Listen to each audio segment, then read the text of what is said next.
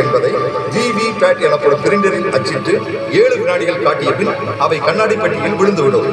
இதன் மூலம் மின்னணு தேர்தல் கருவியில் ஏற்படும் செயலிழப்புகள் மற்றும் சேமிக்கப்பட்ட மின்னணு தேர்தல் முடிவுகளை தணிக்கை செய்ய ஏதுவாக அமைகிறது.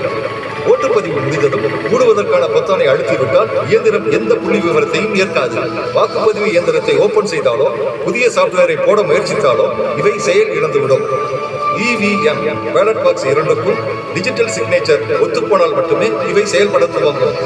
இந்தியா போன்ற ஒரு மிகப்பெரிய ஜனநாயக நாட்டுக்கு இந்த மின்னணு வாக்குப்பதிவு இயந்திர வாக்களிப்பு முறை உண்மையில் ஒரு வரப்பிரசாதம் தான்.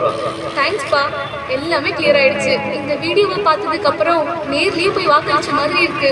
இனிமேல் டவுட்டே இல்லாம ஓட்டு போடுவேன்.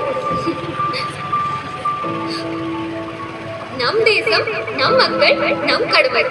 இவங்க ஓட்டு மாறாது, உங்க ஓட்டும் மாறாது.